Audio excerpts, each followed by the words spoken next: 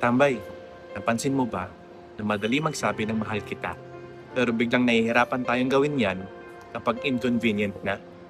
Boom! Sa bulba. Baka ito yung kailangan mong marinig. Alam mo Tambay, sa totoo lang, madalas ang love nauuwi sa salita. Mahaba ang message, maayos ang caption, may heart emoji pa. Pero kapag oras na para kumilos, biglang tahimik. Parang delivery app na ang ganda ng menu, ang daming picture, ang daming choices. Tapos, pag check out mo, out of stock. Maganda pakinggan, pero wala palang darating. Ganon din minsan ang love. Magaling sa salita, pero kulang sa galaw. Kapag okay ang schedule, okay magmahal. Kapag hindi busy, game. Pero kapag may abala, pagod, o inconvenience, biglang may dahilan kung bakit mamaya na lang. At doon natin kailangan maging honest Tambay. Kasi kung ang love ay nakabase lang sa pakiramdam, automatic na expiration date yan. Kasi hindi araw-araw motivated ka. Hindi araw-araw masaya ka. Hindi araw-araw may energy ka. Ang love, parang weather forecast. Maaliwalas ngayon, maulan bukas, canceled pag may bagyo. Kaya ang ganda ng sinabi sa 1 Corinthians 13. Hindi sinimulan ang love sa emotion. Sinimulan ito sa action. Love is patient. Love is kind. Love keeps showing up. Pansin mo ba yun, Katambay? Walang sinabi na love feels excited. Walang love kapag inspired ka. Puro verbs. Puro galaw. Puro decision.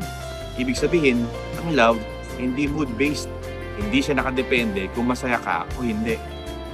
Kapag feelings ang boss mo, madaling umatras. Kapag decision ng boss, tuloy ang kilos kahit walang ganas.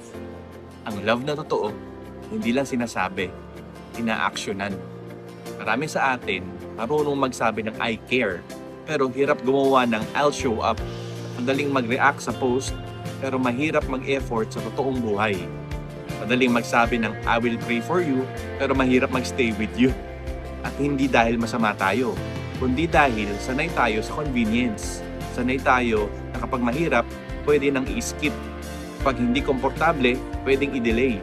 Pero ang love na tinuturo ng Diyos, hindi nag-i-skip kapag mahirap. Mas lalo siyang gumagalaw o kumikilos.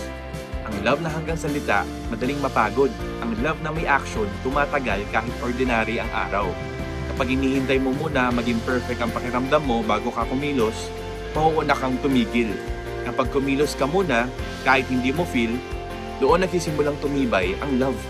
Kaya kung gusto mong maging totoo ang love mo, huwag mo hintayin ang ideal na timing. Huwag mong hintayin na maging madali ang lahat. Simulan mo sa maliit na action. Sa pakikinig kahit pagod ka. Sa pagiging patient kahit irritable ka na. Sa pagpiling magmahal kahit walang kapalit. Doon nagsisimula maging totoo ang sinasabi mo. Doon nagiging galaw ang salita. At doon nagiging love ang mahal kita. Hindi dahil sinabi mo, kundi dahil pinili mo itong gawin.